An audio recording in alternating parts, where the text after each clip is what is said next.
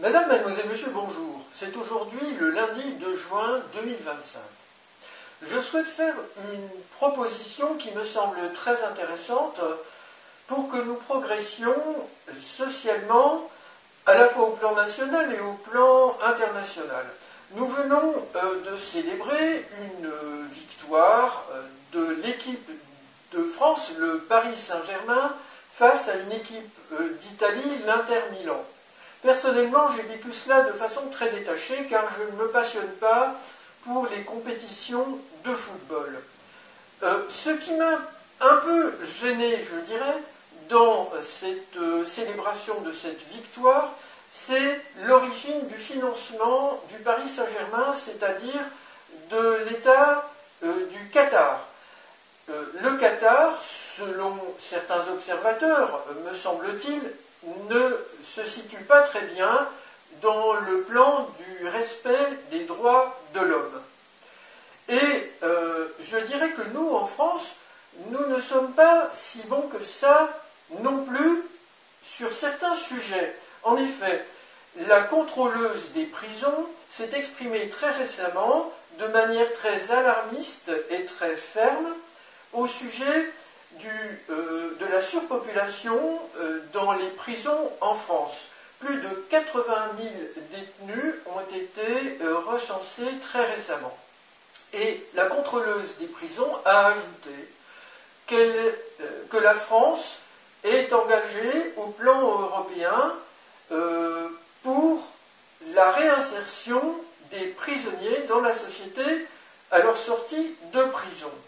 Et elle estime, la contrôleuse des prisons toujours, que cela n'est pas bien réalisé depuis longtemps. Alors, j'ai noté par ailleurs que le Paris Saint-Germain va toucher un gros chèque de 150 millions d'euros de la part de l'UEFA pour sa victoire récente face à l'Inter Milan. Alors, je fais le raisonnement suivant. Le Qatar finance le PSG, qui n'est pas bien en règle par rapport au respect des droits de l'homme selon certains observateurs. La France n'est pas non plus bien en règle selon certains observateurs. Le PSG est très riche grâce à la richesse importante du Qatar. Ce chèque de 150 millions d'euros, alors que des dégâts considérables ont été causés par des voyous, d'une manière très dramatique, puisqu'il y a eu une ou deux personnes mortes, selon les liens qui peuvent être faits de cause à effet dans le contexte de ces célébrations, de nombreux blessés, de nombreuses casses de vitrines. Ces voyous, ils vont devoir rendre des comptes à la justice, certains d'entre eux vont être emprisonnés très probablement, et donc la question de leur réinsertion va se poser.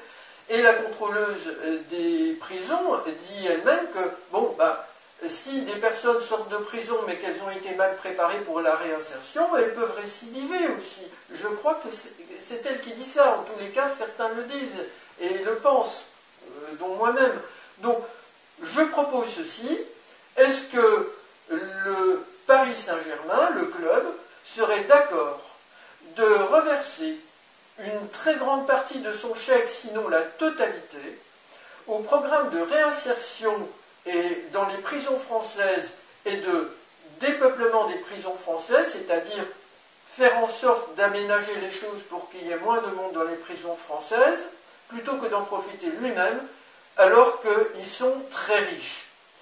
Il me semble que ce serait un geste magnifique, et ça, ce serait même, je dirais, le but le plus fort du Paris Saint-Germain.